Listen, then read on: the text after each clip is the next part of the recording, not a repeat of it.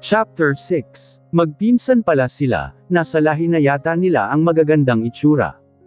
Okay na ba ang paa mo? Hindi na masakit. Bilang niya sa paa kung wala naman na masyadong maga. Okay na po sir, nakakapaglakad naman na po ako ng maayos. Masyado ka namang formal, hindi magtatagal at magiging bahagi ka na rin ng pamilya namin. Kahit tawagin mo na lang ako sa pangalan ko, Ace na lang crop that sir. Pilit akong tumawa, anong sinasabi niyang magiging bahagi na rin ako ng pamilya nila. Kung alam niya lang, kung iyan ang gusto mo, Ace. Wika ko na ikinangiti niya. Yun, parang mas lalong gumanda ang pangalan ko sa pagbigkas mo ha. Wala namang nakakatawa, baliw na yata ang isang ta. Huwag, sayang lahi. Ngumiti na lang ako sa kanya para naman hindi niya isiping masyado akong maisip. Siya nga pala, kumain ka na ba? Gusto mo sabay na tayong kumain? Pasensya ka na pero hindi ako makakasama. Tigilan mo ang fiancé ko Ace kung ayaw mong ihagis kita pabalik ng Amerika. Napalingon kaming dalawa, iyan na naman ang mga tingin ni Sir. Lumapit siya sa akin at hinigit palayo kay Ace. Natatawa na naman lang siya, masayahin lang talaga siguro siya. Hindi katulad ng pinsan niyang masyadong kinain ng pagiging seryoso. Parang pinaglihi sa sama ng loob. Easy Kuz, I think you don't need to worry dahil mukha namang loyal sa'yo ang fiancé mo. Sa tingin ko pinagtritripa na lang ako ng lalaking ito para inisin ang pinsan niya. Kanina pa ako naghihintay sa'yo, kailangan pa bang paghintayin mo ako ng matagal? Bilang niya sakin, napaikot na lang ang mga mata ko. Can't they see? Naglilinis pa ako. Oh, I see. Kaya pala ayaw niyang sumama dahil kayong dalawa ang sabay nakakain. Shut up, Ace. Parang pikan na ng saad ni Sir Aidan pero tinuwanan lang siya ng pinsan niya. Pasensya na, gusto ko lang namang tapusin itong ginagawa ko. I don't fucking care, do I need to tell you again my rules? Kapag oras ko lang.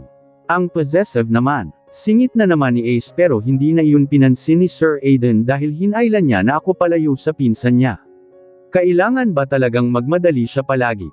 Akala mo palagi siyang hinahabol ng oras. Pumasok na kaming dalawa ng office niya, nakahanda na rin pala ang mga pagkain sa lamesa niya. Nahihiya akong umupo dahil hindi pa rin ako sanay, sinong mag-aakala na ang katulad kong ordinaryong empleyado ay makakasama ang boss niya. I think you're okay naman na, are you? Panimula niya. Okay naman na po ako sir. Kaunti na lang yung sakit. Ipagpahinga mo ang paa mo para makapagsimula na tayong dalawa. I hate wasting time. Ayokong maunahan tayo ng mami ko. Maautoridad niyang saad, tumanggo na lang ako. Pagpapakasal na nga lang problema pa nila, lahat na lang yata problema nila bukod sa pera.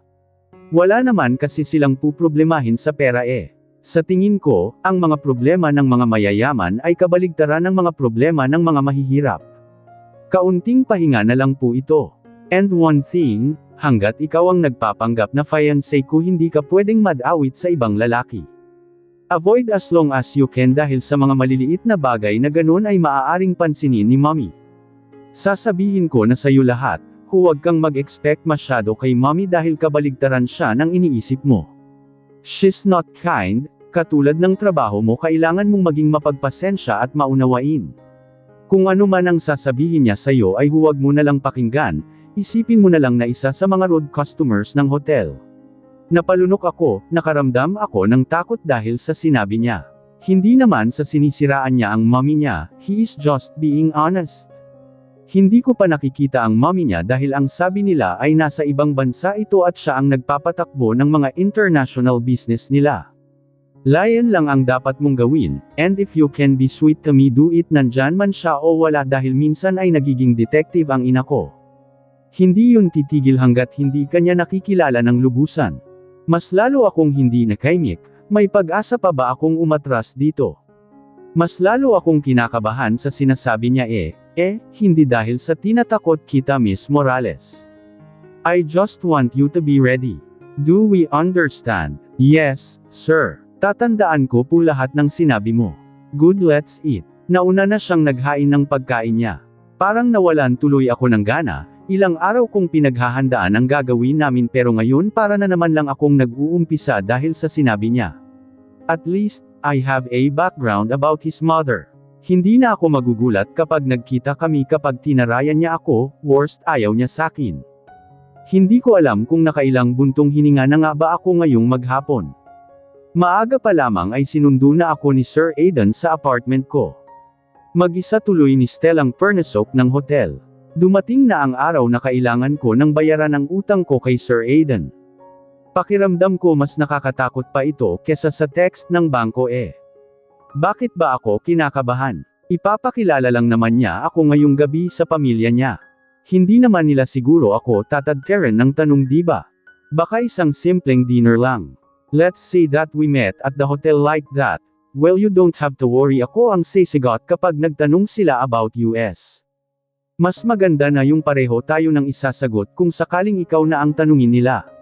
Pagpapaliwanag pa ni Sir Aidan, kanina pa namin pinag-uusapan ang kunwaring relasyon namin. Kung saan kami nagkakilala at kung kailan naging kami. Kailangan ba talagang isaulo ko ang lahat ng yun? Ano na lang bang gusto ng mommy niya? Malaman ang lahat ng tungkol sa anak niya. Ayos yun di man lang nila bigyan ng privacy ang anak. Dapat alam ang lahat. Do you understand? Napairap na lang ako sa katumango. Yes sir. Nagkakilala tayo 2 taon na ang nakakalipas. Naging tayo last year at nag-propose ka sakin last month. Your mom's name is Olivia Hernandez, father's name Dave Hernandez and you're the only one son. Your grandmother's name is Fatima. At kung ano-ano pa ang ipinasolo niya sa akin. Kailangan dapat alam ko lahat para hindi kami pagdudahan na dalawa. Kailangan ko na lang sigurong paghandaan kung ano man ang lalabas sa bibig ng mommy niya dahil alam niyang hindi raw ito papayag basta-basta sa kung anong relasyon naming dalawa.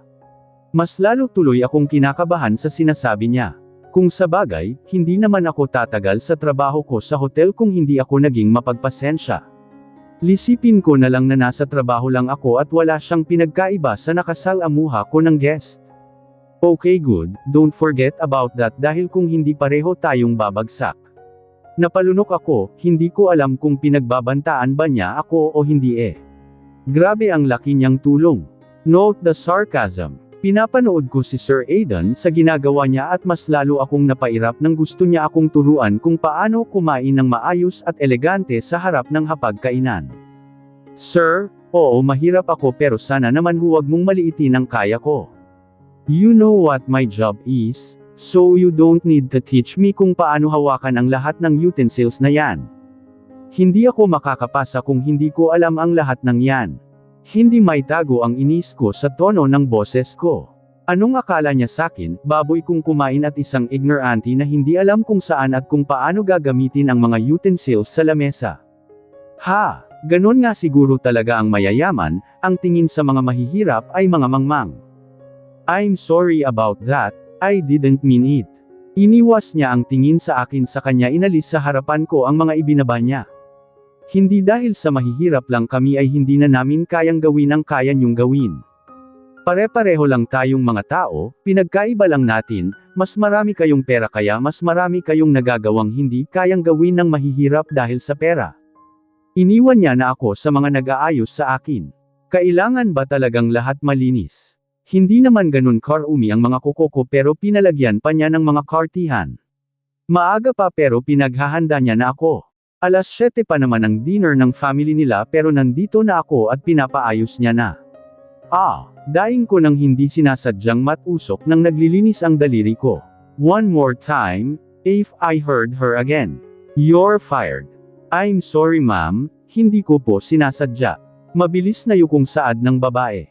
Sinaman ko ng tingin si Aidan, akala mo kung siya itong nasaktan para pagbantaan itong babaeng ito. Hindi pwedeng magkamali. Sas. Akala mo napaka-perpekto niya ring tao at hindi nagkakamali. Dumaan ang maghapon na iyon at habang palapit ng palapit ang oras ay mas lalo nang dumadagandong sa sobrang kaba ang dibdib ko. Nakaayos na rin ang mukha ko at light makeup lang ang inilagay sa akin, dress na lang ang isusuot ko. Nandito kami ngayon sa bahay ni Sir Aidan, nasa kwarto niya siya at maggagayak na rin daw. Kara-rating ng mommy niya kahapon kaya magkakaroon sila ng family dinner ngayon kasama ang ibang kamag-anak. Okay lang siguro kung mommy lang ni Sir Aidan ang magtatanong sakin o ang aayaw para sa anak niya pero kung buong pamilya na nila ay baka hindi ko kayanin. Isang gabi lang naman siguro ito tapos balik na kami sa kanya-kanya naming mga buhay. Pagsapit ng 6:00 ay nagbihis na rin ako, hindi pa rin naman bumababa si Sir Aidan. Akala mo babae kung kumilos. Nakakailang dahil dalawa lang kaming nandito sa loob ng bahay niya. Kahit nasa tamang edad na kami, mali pa rin sa paningin ng ibang tao lalo na sa henerasyon ngayon. Tinitingnan ko ang sarili ko sa human size niyang salamin hanggang sa makita ko ang refleksyon niya na pababa na siya ng hagdan. Gwapo na si Sir Aidan pero may mas igagwapo pa rin pala ang itsura niya. Para siyang anghel na dahan-daang bumababa mula sa kalangitan. Pero ang hindi ko madalas na makita sa kanya ay ang nakaayos at nakataas niyang buhok. Ibang-iba sa nakagawian naming makita. Maswerte na ba ako nito dahil nakikita ko sa malapitan ang boss namin. Ang lalaking pinapantasya ng lahat ng kababaihang nakakakita sa kanya. He's really handsome at hindi ko iyon maitatanggi. Don't you dare to make mistake later or else. Napairap na lang ako, parang gusto ko na lang bawiin lahat ng pagpupuri ko sa kanya. Gwapo nga, ang sama naman ng ugali niya. Daig pa ang babaeng laging may buwan ng dalaw. Iniwas ko na sa kanya ang paningin ko saka ako naupo sa sofa. Siya naman ngayon ang humarap sa salamin saka inayos ang necktie niya. Saka lang ba talaga siya nag-aayos ng sarili niya kapag may importanteng event? Ang gwapo niya talaga sa ayos niya ngayon pero never akong pipila sa mga babaeng nagkakandara pa sa kanya. Nilero ko ang mga daliri ko dahil kinakabahan talaga ako. Napatingala na lang ako nang iabot sa akin ni Sir Aidan ang isang silver wallet. Hindi lang simpleng wallet dahil nagsusumigaw ito ng pagiging elegante. Mas bagay iyang tingnan kesa sa gamit mo ngayon. Okay na po sakin ang wallet ko sir. Bakas magasgasan ko yan wala akong pamalit. This wallet is already yours and I don't care if you want to ruin it. It's on you, gusto kong matuwa sa sinabi niya pero inilingan ko siya. Thank you sir, but I don't need this. Kung gusto niyong gamitin ko, ibabalik ko lang din after dinner. No, you don't have to. I already told you, nasa sayo na kung anong gusto mong gawin sa wallet na yan. Itapon mo kung gusto mo. Binili ko yan para sayo at kapag ibinalik mo pa sakin, lalong hindi ko yan gagamitin. Pagkasabi niya noon ay tinalikuran niya na ako saka siya nagtungo ng kusina, para siguro uminom ng tubig. Tiningnan ko ang napakagandang wallet, para sa kanila walang halaga ang mga ganitong bagay. Samantalang ako, kailangan ko pang pag-ipunan ng ilang buwan bago ko ito mabili. Ibang klase nga naman kapag ipinanganak kang may gintong kutsara sa bunganga. Nagtungo na kaming dalawa sa isang restaurant.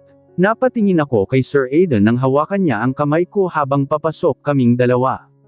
Habang naglalakad kaming dalawa ay napahigpit ang hawak ko sa kamay niya dahilan para lingunin niya ako. Huwag kang kabahan, alalahanin mo ang lahat ng sinabi ko sa'yo.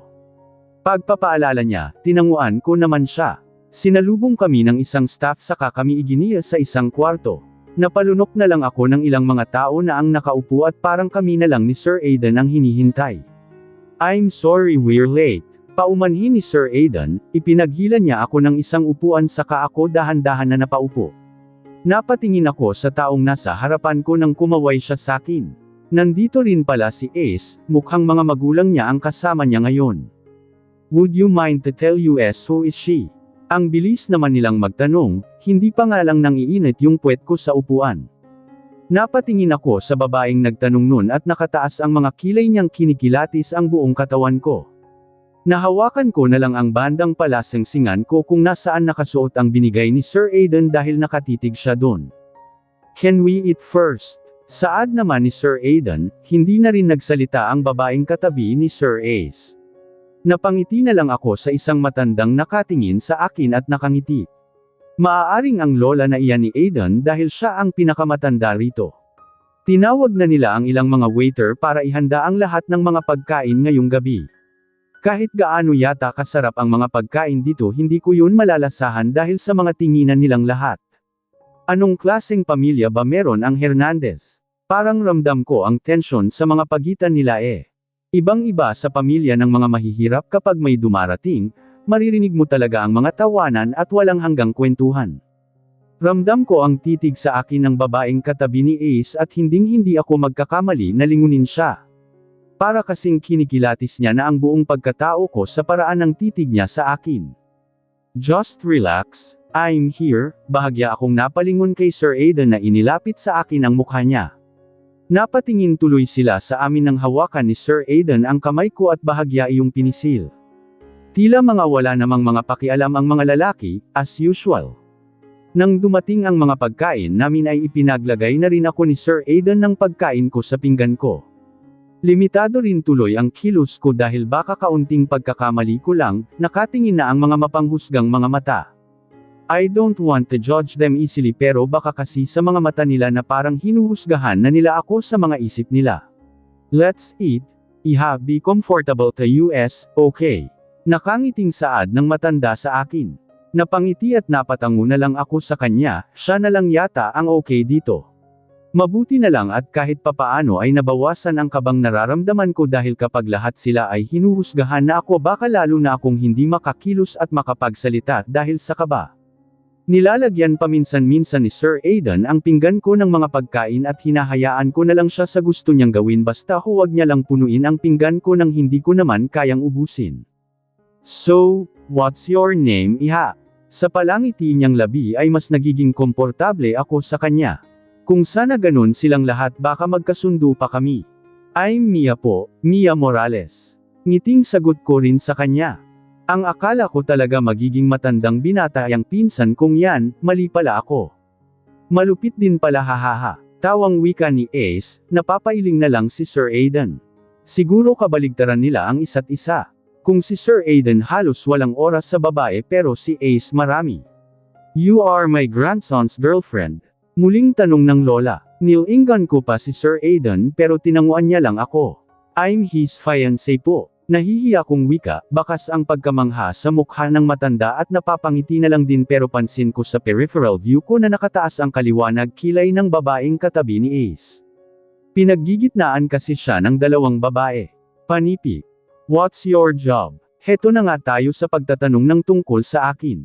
Napayuko ako, wala naman akong dapat ikahiya sa trabaho ko dahil marangal yun pero bakit parang nanliliit ako dahil sa kanila?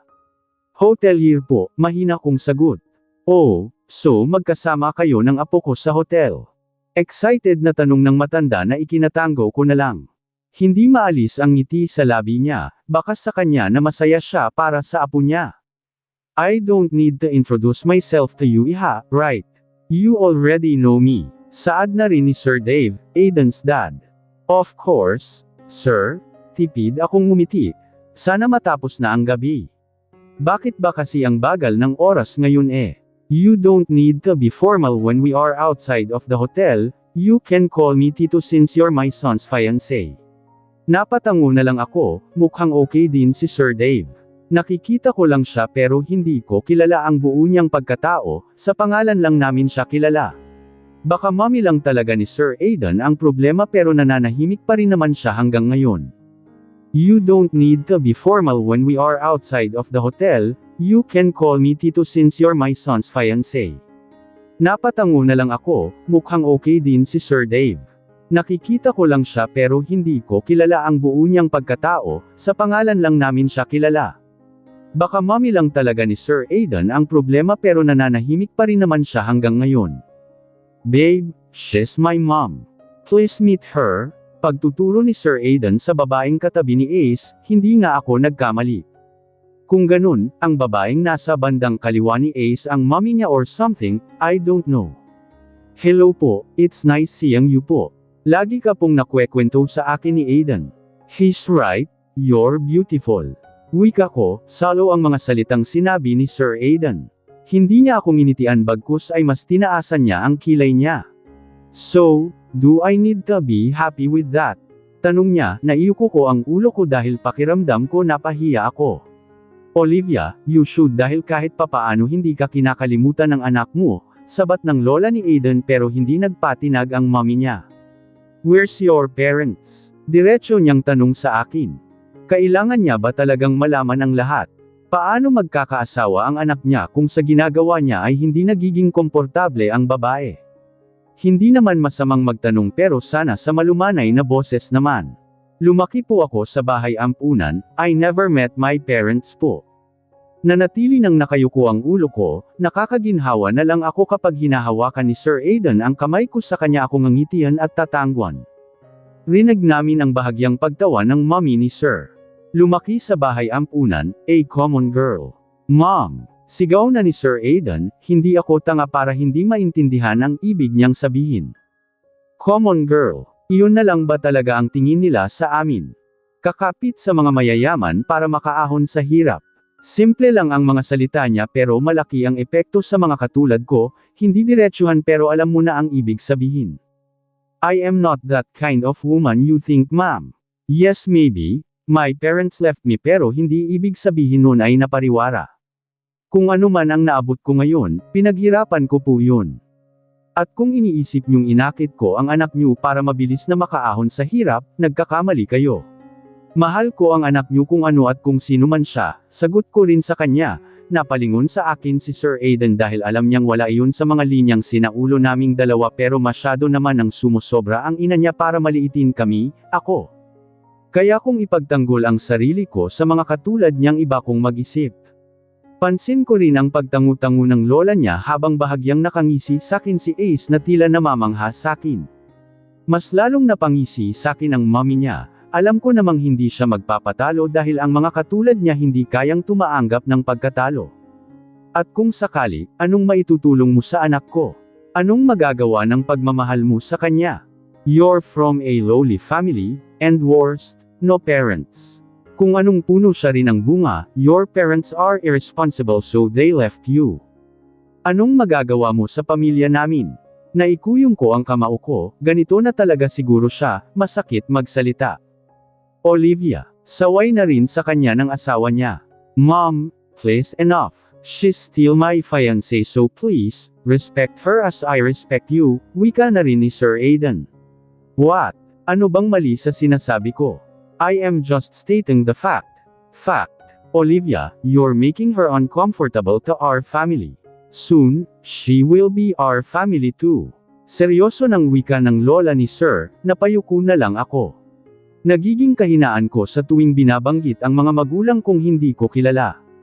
Minsan pumapasok din sa isip ko kung bakit nila ako nagawang iwan, anong dahilan nila. Bakit pa nila ako ginawa kung sa huli, iiwan din pala nila ako sa harapan ng bahay ampunan. Hindi na ako nakapagsalita, ang mga salita ni Ma'am Olivia ay talagang tatatak sa isip mo. Masakit, masyadong madikit na halos magpaulit-ulit iyon sa pandinig mo. I am just talking to her, ano bang masama doon? I just want to know her well dahil fiancé siya ng anak ko. Matigas pa rin niyang aniya, napapailing na lang sa kanya si Sir Dave. Don't take this seriously, iha. Maybe Olivia just want to know you well. Ganon naman talaga ang mga ina. Sabat na rin isang babaeng katabi ni Ace. By the way, I'm Jane, Ace's mother. Nakangiti niyang pagpapakilala. Kung ganun, ang magkapatid ay ang daddy ni Sir Aidan at daddy ni Ace. Tiningnan ko ang daddy ni Ace pero tahimik lang din siyang kumakain. I understand po, don't worry. Mahina ko na lang sagot, minsan ko pang tiningnan ang mommy ni Sir Aidan pero bahagya pa rin siyang nakangisi sakin at hindi ko gusto ang bawat pagngisi niya sa akin. Try this dessert Mia, for sure you will like it. Pag-iiba na ni Ace sa topic, iniabot niya sa akin ang isang maliit na cake na tinanggap ko naman. Kailan pa kayo nagkakilala iha? Masyado kasing tahimik ang apo kong yan. Hindi masyadong pala kwento kaya ang akala namin, bahay at trabaho lang ang ginagawa niya. Muling tanong ng lola niya, ang akala ko ay si Sir Aidan ang sisigot sa lahat pero hindi niya magawa dahil ako palagi ang tinatanong nila. Matagal na po kaming magkakilala ni Aidan, sa hotel lang po talaga nabuo yung relasyon naming dalawa. I said yes to him to be his girlfriend last year and he proposed to me last month po. Napag-usapan niyo na ba ang tungkol sa kasal niyong dalawa? Bakit naman sa kasal na agad? Pagpapanggap nga lang ito tapos kasal. Hindi namin yun pinag-usapan at hindi namin yun pag-uusapan. I don't want to force her to marry me as soon as possible. Hindi naman kami nagmamadali, si Sir Aidan na ang sumagot, napahinga na lang ako ng maluwag nang tumango ang lola niya sa kumain ng dessert na nasa harapan niya. Nakahinga ako ng maluwag nang matapos ang dinner na iyon. Simula kanina ay wala nang lumabas na kahit anong salita sa bibig ko. Nilalaro ko na lang ang mga daliri ko habang hinihintay na makasakay ng kotse si Sir Aiden. Kailangan kong lunukan lahat, kailangan kong tanggapin, dinggin pero ilalabas din sa kabilang tenga pero kahit anong gawin ko masyadong matatak ang mga salita ni Ma'am Olivia. Napabuga ako ng hangin at mapait na ngumiti. Ramdam ko ang pagpasok ni Sir Aiden at ang mga tingin niya sa akin. I'm sorry what happened lately, tipid akong ngumiti sa kaumiling. Okay lang, she's right anyway. Akala ko hindi na magiging ganito kasakit ang lahat kapag nabanggit ang tungkol sa pamilya ko, mali pala ako dahil sa tuwing nababanggit sila hindi ko maiwasang hindi magtanong. Where are they now? Bakit nila ako iniwan? Anong mga pangalan nila? Saang pamilya ako galing? Ma'am Olivia is right, they are irresponsible. Ginawa nila ako pero hindi na panagutan ng pareho kong magulang. Matatanggap ko pa siguro kahit isa lang sa kanila ang nagpalaki, kaso pareho nila akong iniwan eh. Mabilis kong iniwas ang paningin ko saka ko mabilis na pinalis ang mga luha ko. Ang sakit sa dibdib, gusto ko na lang umiyak. Hindi ako nasaktan sa mga sinabi ni Ma'am Olivia dahil sa mga oras na ito mas nasasaktan ako dahil sa ginawa ng mga magulang ko sa akin. I'm really sorry, sometimes walang preno ang bibig ni Mommy. And I'm sorry, I didn't know that you're fragile. Matapang naman ako pero nanlalambot at madaling mabasag sa tuwing nababanggit ang tungkol sa mga taong dapat inaasahan ko ngayon, tinatakbuhan ko kapag may mga problema ako. Okay lang sir, sanay na ako. You don't need to say sorry, wala kang kasalanan. Tanging buntong hininga na lang niya ang narinig ko bago niya pinaandar ang sasakyan. Binuksan ko ang bintana ko saka ko isinandal ang ulo ko sa gilid para lang hapin lahat ng sariwang hangin. Gusto ko na lang kalimutan ang lahat, kahit gusto ko silang makilala kung ako ayaw naman nila bakit pa ako mag-aabalang hanapin sila. They chose to left me and I can't do nothing about it. I hope they are okay now, I hope they find peace and happiness. I hope they chose the right path after they left me in front of bahay ampunan. Mapait akong napangiti, pakiramdam ko naging hadlang tuloy ako sa mga pangarap nila dahil sa biglaan kong paglabas sa mundong ito. Ipinikit ko ang mga mata ko at hinayaang maglayag ang isip ko, nakakapagod magtanong ng matanong sa sarili ko dahil wala rin naman akong makukuhang sagot dahil sa dami ng tanong sa isip ko, sila lang ang makakasagot, ang mga taong nang iwan sakin. Iminulat ko ang mga mata ko at napakunot na lang ako ng mapagtanto kung maliwanag na mabilis akong bumangon at inilibot ko ang paningin ko sa paligid ko, nakahinga naman ako ng maluwag dahil nandito ako sa loob ng kwarto ko. Anong nangyari kagabi? Hindi ko na alam kung paano ako nakauwi basta ang alam ko ay kasama ko si Sir Aiden. Nasapok ko na lang ang sarili ko dahil mukhang yung idlip ko kagabi ay naging tulog na. Bakit hindi niya ako ginaising? Huwag niyang sabihin na binuhat niya ako mula sa kotse hanggang dito sa kwarto ko. Pero paano niya nabuksan ang mga pintuan ng apartment ko? Binuklat ba niya ang bag ko? Bakit ka ba kasi natulog, Mia? Naiuko ko na lang ang ulo ko, nakakahiya sa kanya. Hindi ko nga alam kung nagustuhan ba niya ang pag-arte ko kagabi lalo na dahil sinagot ko ang mommy niya na wala naman sa linya naming dalawa. Pero ayaw ko namang minamaliit na lang ako dahil sa pinanggalingan ko. Muli kong ibinagsak ang katawan ko sa kama, wala naman akong pasok ngayon dahil weekend, panggabi na naman lang pala ako next week. Magpapahinga na lang ako, hindi naman ako nakakaramdam ng pagod dati pero simula nang magkagulo-gulo ang buhay ko pakiramdam ko araw-araw akong napapagod. Napapagod ka iisip sa lahat ng bagay lalo na ang tungkol sa mga nangyari sa akin this past few weeks. Bumangon na ako sa kama ko para makapaglinis naman ako sa apartment ko, exercise na rin sa umaga. Mia, napalingon ako kay Aling Ana nang tawagin niya ang pangalan ko. Magandang umaga po, bati ko sa kanya, nakangiti naman siya sakin. Anong meron, palangiti naman si Aling Ana pero kakaiba kasi yung ngiti niya ngayon. Kumusta na? Okay naman po, kababayad ko lang po ng rente ko Napagawi po kayo rito. Natawa naman siya sa akin. Ikaw naman, hindi ba pwedeng dumalaw? Napatango na lang ako, nasanay kasi akong saka ko lang siya makikita kapag bayaran na ng renta sa apartment.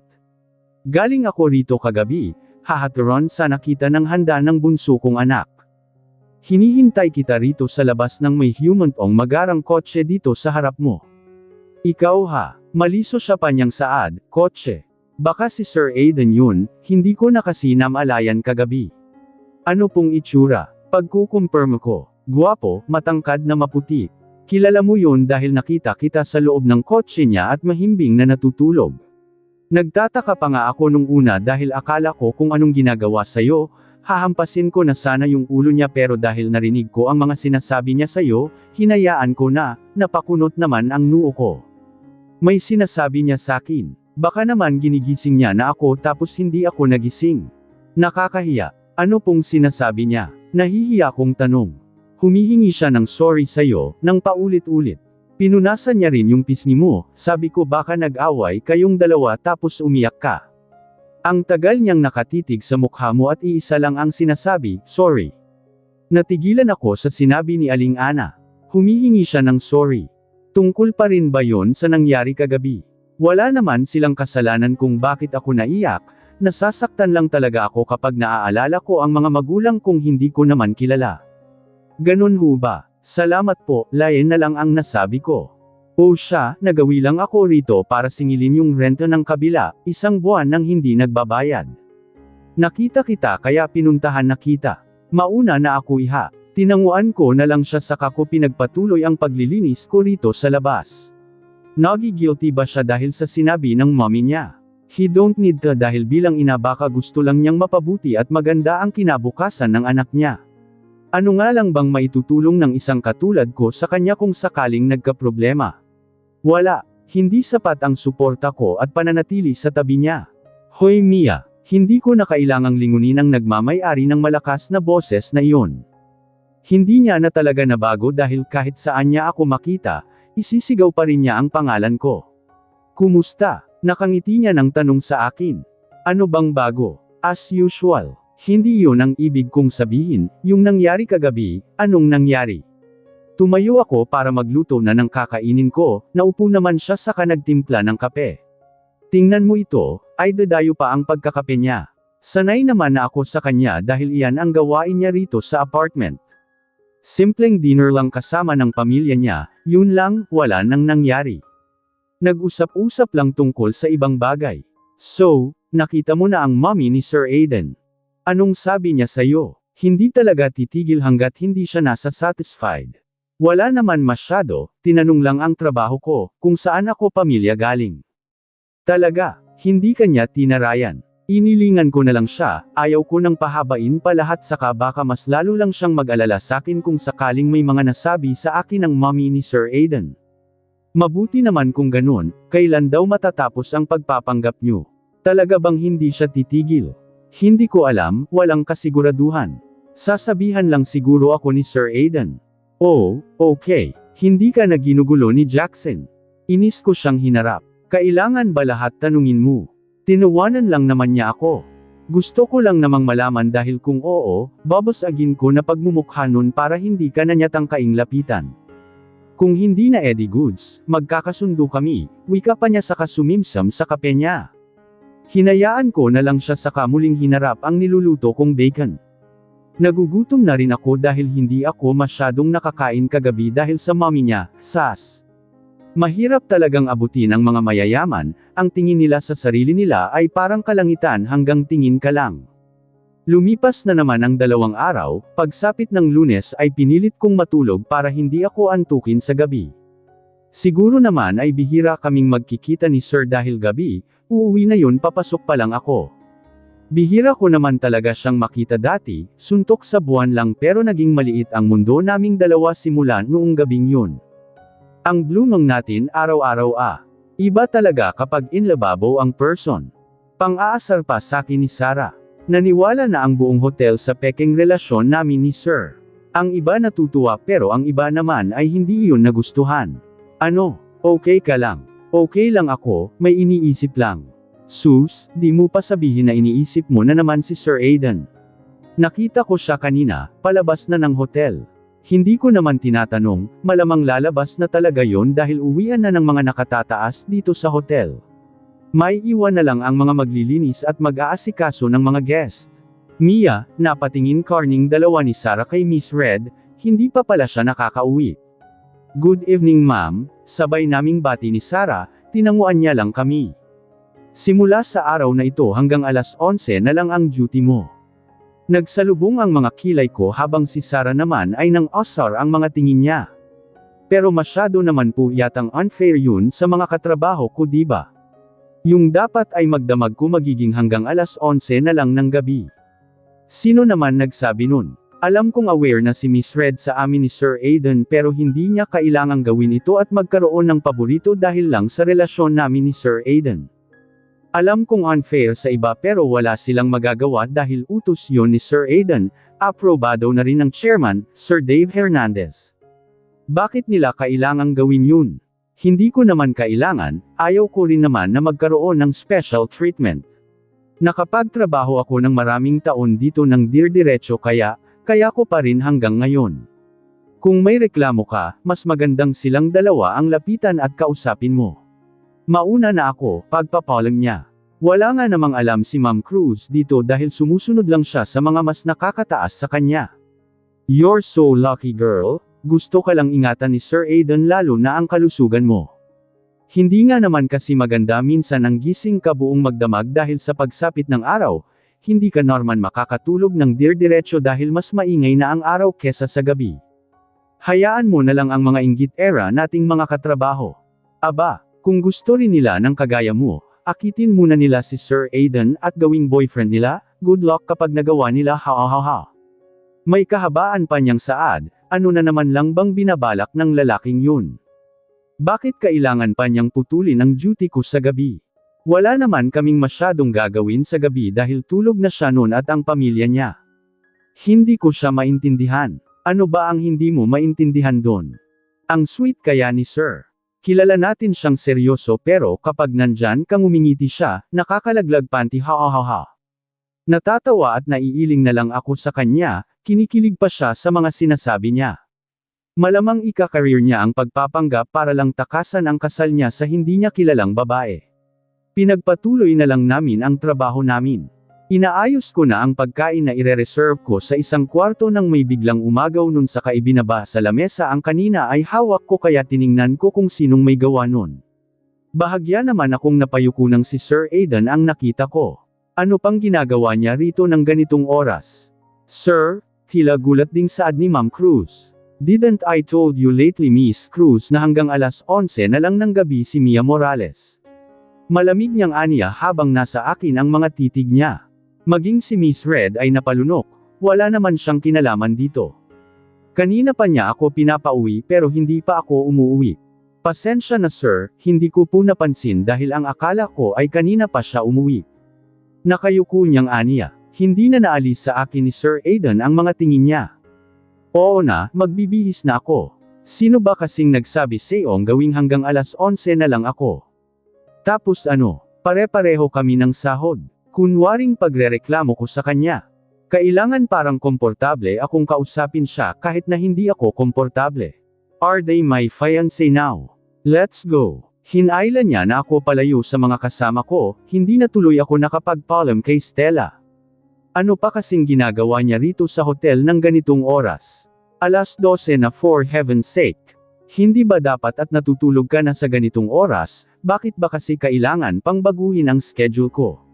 Tanong ko na habang hila-hila niya ako palabas ng hotel. Kanina pa ako naghihintay sa'yo, sinabi ko na diba na hanggang alas 11 ka na lang. Bakit hindi ka na lang sumunod? Sino ba kasing nagsabi sa'yong hintayin mo ako? Inis ko na ring saad, malay ko bang naghihintay pala siya sakin. Nakasave naman sa cellphone niya ang number ko kaya bakit hindi niya na lang ako tinawagan na nasa labas pala siya tapos ngayon pagagalitan niya ako. Napairap na lang ako nang pabagsak niyang isinarado ang pintuan ng kotse niya. Hindi ko naman kotse ang masisira eh. Pakialam ko ba sa gamit niya? Sa susunod na may sinabi ako, just obey it. Bossy talaga, ano nga bang magagawa ko, I'm just his puppet. Ano bang dahilan kung bakit mo binago ang schedule ko? Pagtatanong ko na lang, do you think you can do your job with me kapag puyat ka o tulog ka maghapon? Use your brain, woman. Napaikot na lang ang mga mata ko, pwede niya namang sabihin ng maayos hindi yung pagsasalitaan pa niya ako. Siya na matalino, buwisit. I need you at day, magpapanggap ka hanggat nandito sila mommy. Akala ko pa naman matatapos na lahat, hindi pa pala. Paano kung matagalan pa dito ang mommy niya? Patay na, hanggang saan ang kaya kong gawin? Bakit kasi hindi pa siya maghanap ng babaeng mamahalin niya talaga at siguradong pakakasalan para hindi na siya namamrobal man ng ganito? Kapag nakahanap na siya ng babaeng mamahalin niya, paniguradong hindi niya na kailangang maghirap at hindi niya na kailangang magpanggap. Totoong feelings pa ang maipapakita niya. Nailayo ko na lang ang mukha ko sa kanya nang bigla niyang ailapit ang mukha niya sakin. Anong ginagawa mo? Halos hirap ko pang itanong sa kanya dahil sa sobrang lapit niya. Napalunok ako nang tumingin siya sa mga labi ko. Anong binabalak niyang gawin? Para akong naestatwa at hindi kayang gumalaw. I'm sorry if I'm going to break your rules. Kailangang maging makatotohanan ang lahat para hindi magtagumpay si mommy. Seryoso niyang pagkakasabi, hindi niya inalis sa labi ko ang tingin niya. Hindi ko sinasadya pero nabasa ng dila ko ang labi ko na nakapagpangisi sa kanya. Don't try me, Warren. Hindi ko alam kung saan nanggaling ang lakas ko kaya naitulak ko siya para lumayo sakin. Pervert. Iniwas ko sa kanya ang paningin ko at mabilis na binuksan ang bintana, pakiramdam ko naubusan ako ng hangin sa katawan. Ano bang ginagawa niya? Hindi dahil sa kailangan ko siyang sundin ay pag-aari niya na rin ang katawan ko, no, hindi yun mangyayari. Simula bukas, umuwi ka ng maaga para hindi ka na mapuyat. Always check your phone, I will text or call you if I need you. Saad niya na, pinaandar niya na rin ang kotse niya saka ako inihatid sa apartment ko.